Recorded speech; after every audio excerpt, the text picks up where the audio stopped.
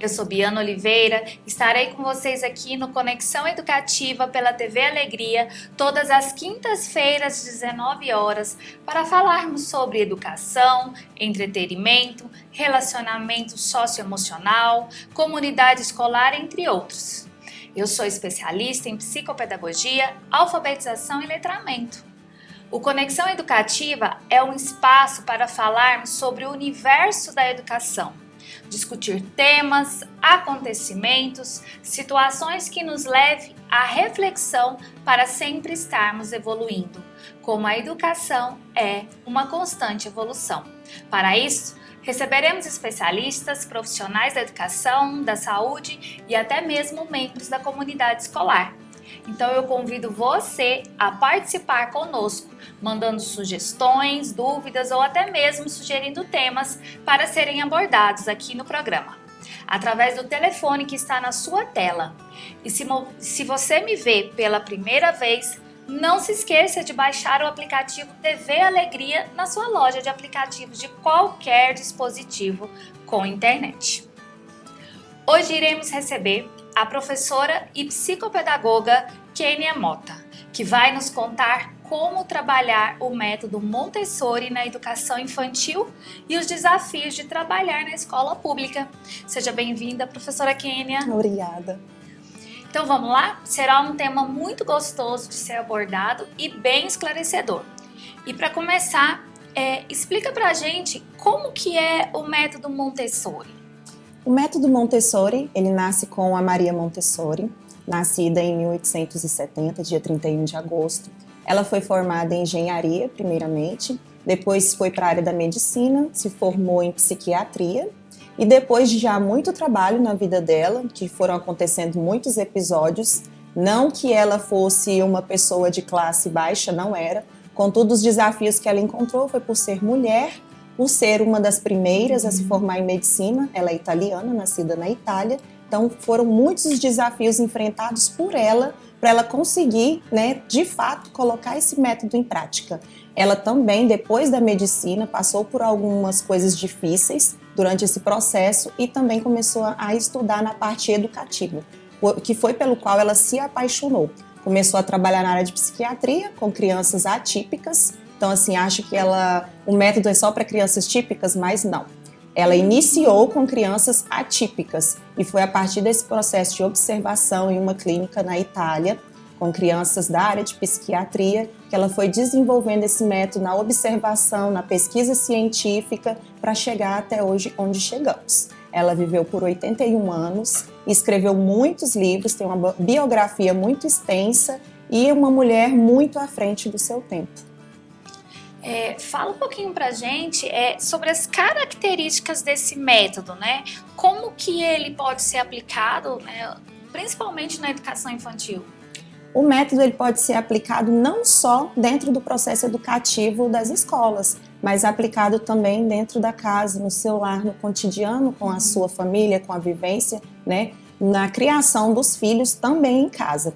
Por quê? O método montessoriano, ele consiste principalmente na autonomia da criança, que é o que se tem falado muito, estudado muito, o processo de dar autonomia, para essa criança dentro da disciplina positiva também. Então, para aplicar na escola, o princípio básico é esse, de você deixar que a criança, ela comece a trabalhar o seu próprio conhecimento, o seu autoconhecimento, autodesenvolvimento. Não que ela fique à mercê, de não ter regras, prioridades, que o adulto vá ali desencadeando para ela o que fazer. Não é algo solto como as pessoas pensam, mas sim a partir dessa observação do que a criança está ali mostrando para você que ela quer aprender. Então você vai oferecer para ela esse aprendizado. Na escola, a gente traz isso a partir primeiro da preparação do ambiente, assim como em casa também. Um ambiente que é o que Montessori traz, que a criança esteja envolvida e não que ela seja vista como era antigamente, uma pessoa ali, um mini adulto. Não é isso. Então ela tem que fazer parte do seu ambiente, tanto da sua família quanto lá da escola. Ela tem que fazer parte do processo. Perfeito, até porque a autonomia é ela que vai desenvolver as funções executivas, que a gente não nasce com elas. Exato. Né? A gente já trouxe esse estudo aqui, né, que é fundamental essa autonomia. Né? E quais são os princípios do método Montessori? Né? O que você considera mais eficaz nesse desenvolvimento das crianças pequenas? O método montessoriano, ele parte a partir de 5 princípios, que é a vida prática, igual eu acabei de explicar aqui para você, né? Essa vivência em família, em comunidade, em que ela seja e faça parte, se sinta parte daquele processo. A vida prática, a educação cósmica, que diz respeito ao cosmos, né? Tudo que é a ordem, tudo organizado, o contrário do caos, que seria a biologia, as ciências, a história, essas áreas da humana nessa parte mais científica. E a gente vem a linguagem, a matemática, já falei os 5, né? A linguagem, a matemática, a educação cósmica, a vida prática, esqueci o outro, agora me veio de cabeça. A vida prática, isso, educação cósmica, vida prática, matemática, linguagem, está faltando um que eu não consigo lembrar agora. Na hora que você lembrar, a gente passa, né? Então, esses são os princípios que vão nortear esse método. E a sensorial, a sensorial. principal, lembrei, Verdade. e a sensorial. Então, Montessori, ela traz muito isso. Por quê? Porque lá no ambiente educativo, a criança ela precisa viver ele, experimentar. Então, essa parte sensorial vai muito dos materiais com que ela tem contato.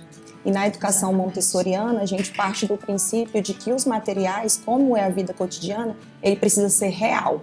Então, a gente abole ali o plástico, né, que ele não faça parte daquele ambiente, e a gente traga mais para a madeira, para o vidro, apesar das pessoas terem muito receio do metal, né, o medo de quebrar, mas aí vem a parte de vida prática, onde a criança ali desde pequenininha entregue para ela a partir desde pequenininha vai sendo entregue os materiais que ela tem condições de manusear.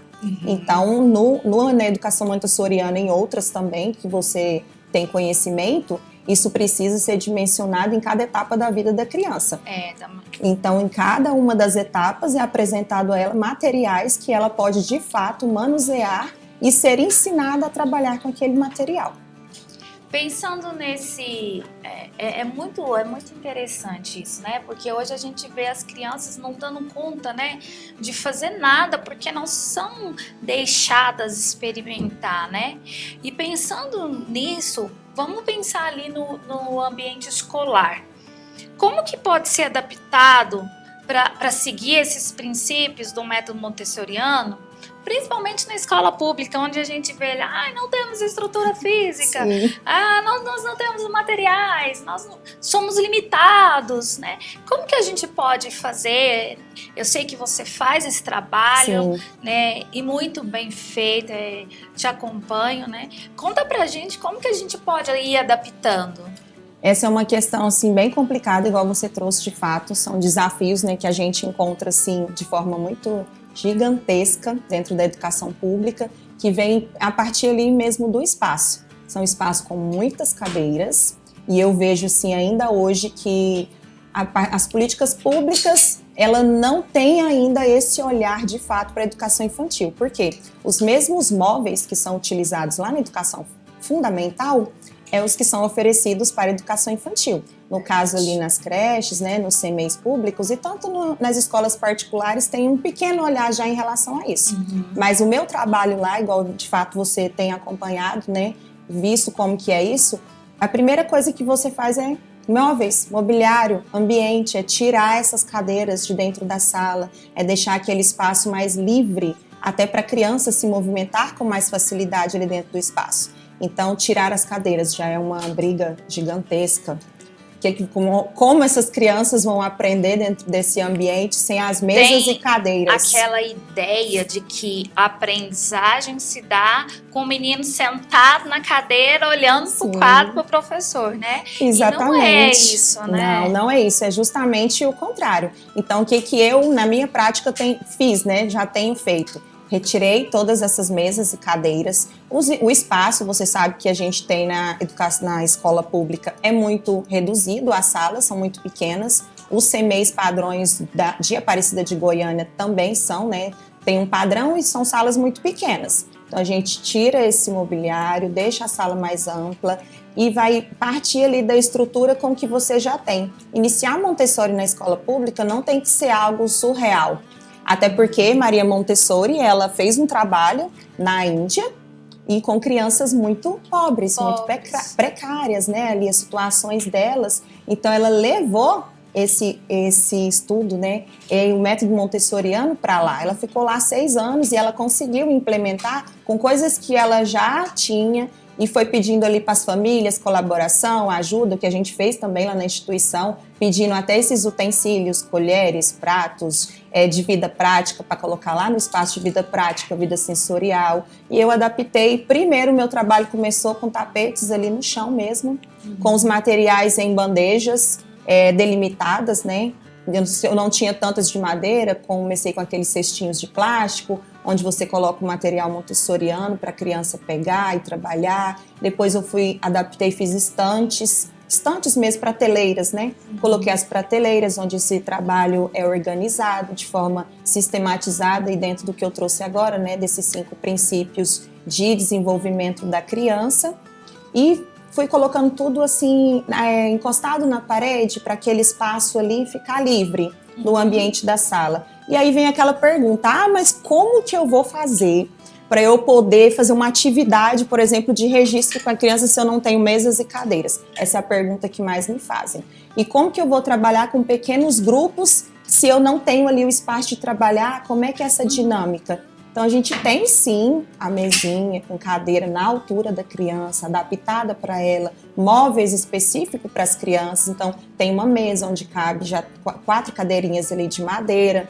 Aí você pede as parcerias, igual você faz. Como é que faz isso se não tem o que fazer? Então assim, peço ajuda, e meu esposo tem me ajudado, feito, né, alguns móveis para mim.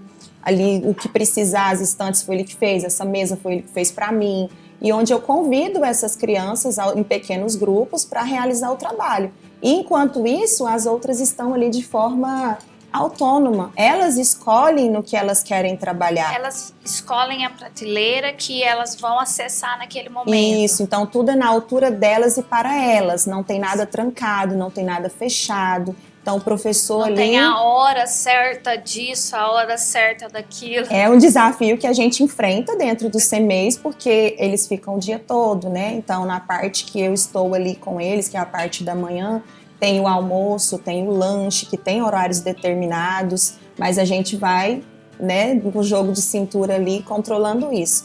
Um dos princípios fundamentais dentro do trabalho é você não interromper a criança. Então, você vê que isso dificulta essa questão dos horários ali centrados, né, delimitados. Tem hora para tudo. Então, a gente vai contornando esse trabalho ali após o lanche. Eu tenho ali um período de quase 2 horas de trabalho.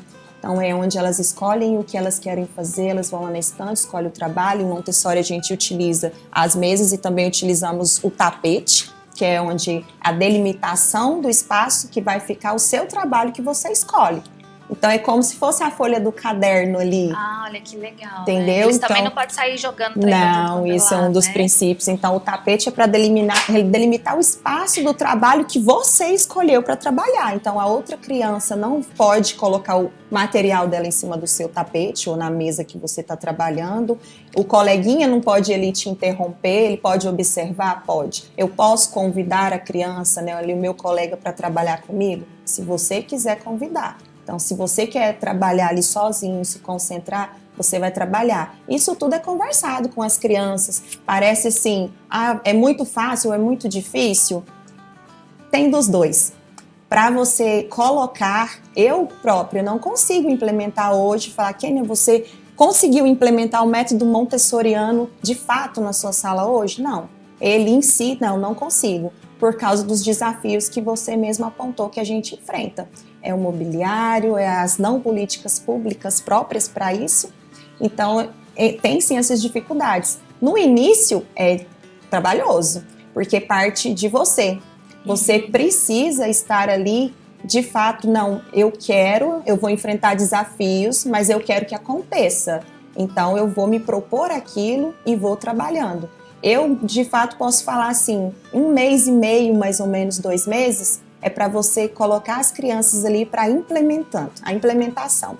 Ensinar para elas como que funciona, o cuidado com os materiais, o cuidado com o espaço, o cuidado com o colega. Tem o respeito, que é algo fundamental.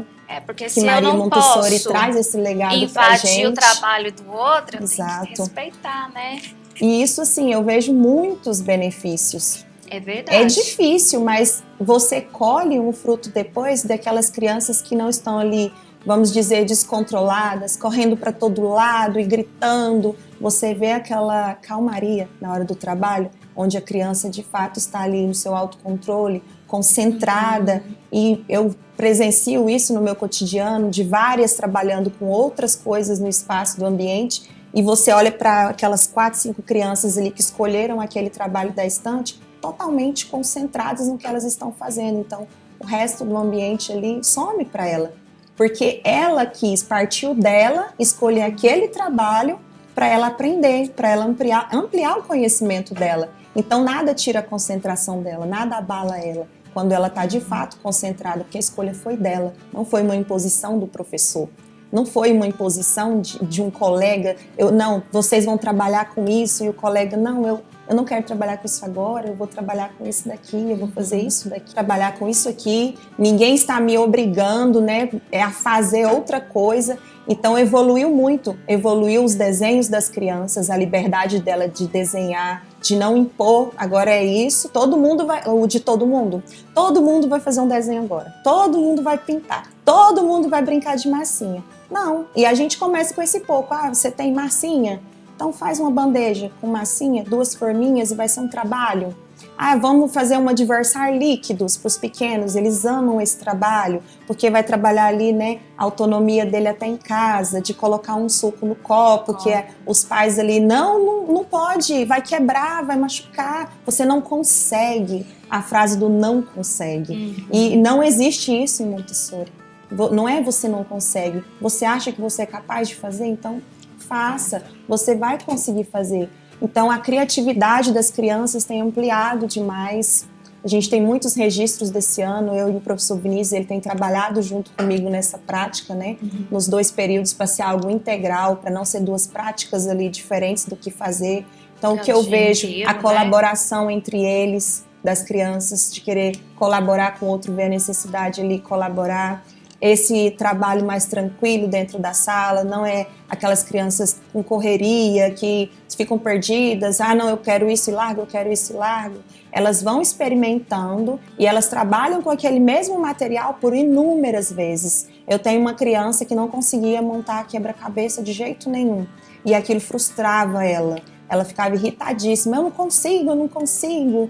E aí você chegar, não, vamos fazer assim, observa, né? Às vezes tem ali, vamos tentar de novo, mas não impondo para ela, você vai montar quebra-cabeça. Ela sentiu aquela vontade de tentar fazer, e quando ela consegue, hoje, né, no cotidiano, eu fico, né, observando ela ali na minha prática, observando as outras crianças, ela monta aquele quebra-cabeça mais de 5, 6 vezes, ali naquele mesmo dia, de pegar, montar, desmontar, montar de novo. Ou seja, você observa a concentração da criança.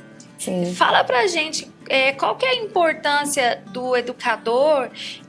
Você vê mais como um guia ou um instrutor? Como que a gente pode colocar? A gente em Montessori, questão? né, a própria Maria Montessori, ela titulou adulto preparado, é o que nós chamamos. Então, esse adulto preparado. Então, nessa regra de a criança não pode, né, o colega ele não pode interromper o outro, eu também não posso. O adulto também não pode interromper a criança ali no trabalho dela. Então, se ela escolheu aquele trabalho, ela vai pegar, ela vai trabalhar, ela terminou o trabalho, ela vai guardar de forma autônoma. E quando ela está trabalhando, se eu, adulto preparado, vejo dificuldade, você tem essa experiência com seus filhos de querer fazer às vezes por ele, aquela vontade ali de ser, não, faz assim, Ou então ele está tentando encaixar lá e não está conseguindo. Aí de repente você quer, não, faz desse jeito aqui, encaixa aqui que dá certo. Não, o adulto preparado, ele vai observar. A observação, ela é fundamental na prática montessoriana e vejo hoje em outras práticas também, né? Que você precisa observar o que a criança consegue ou não. Então, o adulto preparado, ele vai observar. Se a criança te pedir ajuda, você vai lá ajudar. Mas não como uma criança que vai brincar com ela, mas como o adulto mesmo que você é, no papel de adulto, de estar ali colaborando, mostrando. E algo também que o adulto tem que fazer é mostrar as coisas com muita sutileza, com muita calma, com movimentos muito suaves para a criança observar e sem falar. Você não fala, você não narra para a criança o que você está ensinando para ela. Você mostra para ela ter foco nas suas mãos, no que você está fazendo. Porque ela também vai passar a seu papel de observador. Isso. E aí quando eu observo, eu já crio conexões ali até para eu mandar. Exato, porque muito se legal. o adulto fala para a criança, agora você faz, você encaixa esse pino Você aqui. dá o roteiro, né? Você tá dando um roteiro e ou ela vai olhar para você, ela não vai olhar para o que você E tá ela fazendo. vai esquecer. Ela não vai ver o movimento. Então o verdade. movimento, ele é lento. Se precisar que fale algo, às vezes para as crianças mais pequenas, você vai falar 1 ou 2 palavras no máximo. Você não vai ficar narrando isso, né, em alguns materiais que são apresentados. Então ele é realmente ali um mediador, eu não falo nem um mediador, ele tá ali para mostrar para a criança, porque o mediar ali eu vejo como que ainda ensinar e falar faz assim, então eu tô ali para observar, para registrar e ver na observação a dificuldade que a criança está enfrentando com aquele material. Às vezes ela vai desistir porque ela não vai conseguir. E eu, como adulto preparado e observador, eu vou estar ali para poder identificar onde eu vou precisar apresentar aquele material para ela de uma forma diferente, para que ela consiga ali fazer as conexões de como ela vai fazer diferente para conseguir realizar aquele trabalho. Fala assim, eu posso fazer assim com aquele tal material, né? Porque o pegar, né, o sensorial ali, o de ouvir, usando todo essas ferramentas, né, os sentidos, ela vai estar sentindo o material, ela vai estar observando a estrutura do material, o formato do material, o peso, cheiros. Então ela vai conseguir criar essas conexões até ela chegar o objetivo. Até porque nos materiais montessorianos, eles já têm o próprio controle de erro. Então, por exemplo, os cilindros, que são encaixes de tamanhos diferentes, circunferência diferente, eles precisam encaixar corretamente dentro do espaço. Então, se ela encaixa e um vai ficar de fora, ela vai perceber o erro. Então, ela vai ali tentar corrigir o seu próprio erro sem que eu aponte o erro dela. Porque eles têm o controle de erro, que não se pode confundir, que é muito confundido, é brinquedos Montessori, não existe brinquedos montessorianos.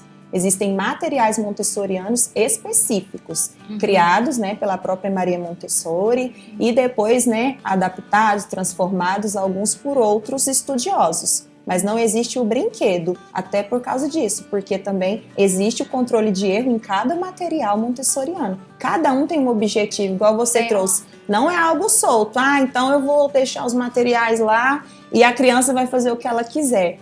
Existem erros em algumas escolas, né, que falam que são práticas Montessori, de deixar o material e a criança não aprender com o material. Porque não é só oferecer o material. Cada material tem um objetivo específico. Então, o adulto preparado está ali para apresentar, para mostrar, a criança criar as conexões que ela precisa e ampliar. Então, ela explorou tudo que ela precisa, ela aprendeu com aquele material, ela vai lá na estante procurar outro. Porque tem, né, é gradativo esses materiais no aprendizado da criança. Nossa, é muito inteligente, né? Muito funcional, né?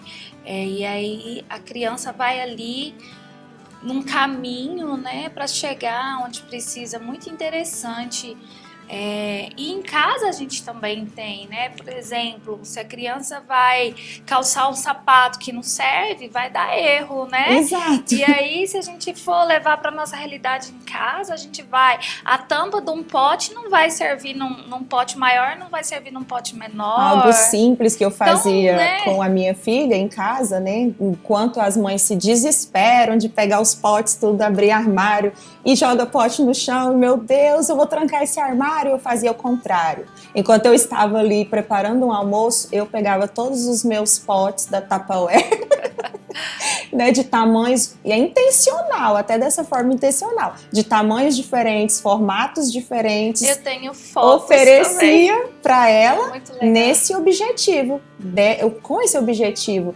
Ela ia, o que ela ia fazer? Ela ia colocar um dentro do outro, ela ia empilhar, virá-los empilhar, ela ia tampar, e se ela fosse tampar e destampar, ela ia descobrir onde cada tampa se encaixa, ela ia perceber os formatos de cada pote. Então, olha quantas conexões, quanto aprendizado tem no ideal de tampar potes, de estampar potes. Quanto aprendizado em um único trabalho.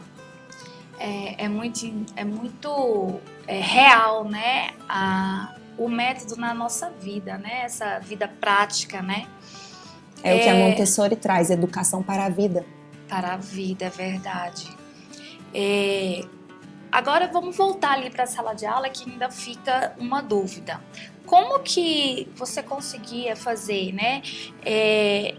Porque o método, ele é muitas vezes associado a um ritmo individual. Eu tenho que esperar a minha criança, no tempo dela, fazer aquela conexão, ter aprendizagem, né? E aí, como que você equilibra, né, essa necessidade de trabalhar em grupos? Porque se eles não querem trabalhar em grupo, como que você vai fazendo essa junção aí? Igual eu trouxe para você, né? Nós temos as estantes lá na sala, com os trabalhos, nós temos 2 estantes, e isso é muito dinâmico. A minha sala, no início do ano, foi montada com certos tipos de trabalho e espaço. Hoje, ela é montada totalmente diferente. Por quê? Porque eu estou seguindo a criança. É o que ela me mostra, é o papel ali justamente de observar, registrar, analisar o que a criança está me mostrando que ela quer avançar e que ela quer aprender. E nesses grupos, vou te dar um exemplo, na nossa sala nós temos o ambiente ali de desenho, com cadernos de desenho para eles, colocamos até em ordem alfabética, para ter uma ordem, para eles também fazer essa associação do nome. Meu nome começa com qual som, com qual letra. Já vai trazendo uma consciência, né? Isso. Temos uma outra estante lá com os cadernos de linha, os pautados, porque nós vimos a necessidade que eles estavam de querer escrever. Eles começaram a nos pedir para escrever palavras. Qual que é a idade dessa turma? 5 anos essa turma. Lembrando que em Montessori são agrupadas, né? Não são turmas mistas que é trabalhado. Por exemplo, a educação infantil é do 1 aos 3 anos, na outra turma é de 3 a 6. 3 a 6 anos. Então, a gente faz esse trabalho ali com únicas turmas, mas também tem surtido efeito. Então, voltando lá ao pensamento, temos esses cadernos, temos esse espaço de desenho. Aí nós temos a mesa que eu te falei para mim chamar pequenos grupos para trabalhar ali, eu chamo 2, 3 ou 4 crianças. Depende da proposta que você está levando para a sala, né, do trabalho que você está realizando. Temos o espaço de madeira, vários tipos de madeira de vários tamanhos, vários formatos. E temos algo primordial que eu não abro mão, que é a nossa biblioteca dentro da nossa sala. Então, nós temos o espaço de leitura lá dentro. E aí, como esse pequeno grupo, as próprias crianças formam esses grupos de trabalho. E elas aprendem umas com as outras. Por exemplo, no de desenho. Os cadernos de desenho hoje estão riquíssimos de desenhos com detalhes assim, ó, muito específicos, que não foi eu e que não foi o professor Vinícius que ensinou a desenhar. Então, eu percebi isso na observação, que elas aprenderam entre elas, ali no sentar, que tem a mesinha, onde fica perto, com 4 cadeirinhas, tudo do tamanho delas. Então, elas vão ali, sentam os lápis todos disponíveis para ela. Dentro da nossa sala, eu uso um material montessoriano, que é a separação de lápis por cor, para estar trabalhando essa gradação de cores também dentro da sala, e que fica tudo disponível na altura. Então, eles pegam o lápis que eles vão usar, eles devolvem para o mesmo lugar. É lindo de ver eles trabalharem, que eu falo, acontece, é real, porque eu estou fazendo isso hoje em escola pública, em CEMEI público, em Aparecida de Goiânia. E eu tenho provas de que está funcionando. Então, eles montam esses pequenos grupos, eles vão de 3, 4 ali, vão desenhar. Aí tem aqueles que gostam mais de construção, eles vão lá para o grupo de construção. Não, eu quero escrever, eu tenho os materiais lá na estante, né, previamente preparados para trabalhar a escrita com as letras móveis, todas separadas na caixa, letra por letra, não é tudo misturado. Então, o próprio material, ele também já traz essa ordem para a criança, né, a noção da ordem, do cuidado, que é tudo no seu lugar. E se eu preciso fazer um trabalho mais específico, eu vou convidar ali a criança, você quer fazer esse trabalho agora comigo? Eu vou convidar a criança. Não, eu quero fazer. Ela vai sentar ali comigo, que a proposta hoje é um desenho de observação, por exemplo, de uma planta, de um quadro, de uma imagem, de uma maçã, de uma fruta, eles vão observar e vão desenhar. Eu chamo de 2, 3 crianças, disponibilizo o material todo organizado, e enquanto aquelas 2 crianças estão ali trabalhando comigo, e não eu interferindo no trabalho dela, ela vai observar e vai ser o que ela consegue ver e fazer, né? Dentro do que ela está observando, sentindo, as outras estão ali trabalhando. E se você tem, né, uma colaboradora ali, uma auxiliar do professor, né, uma agente educativa, ela vai estar ali mediando, observando as crianças trabalharem enquanto você está ali com aquele pequeno grupo.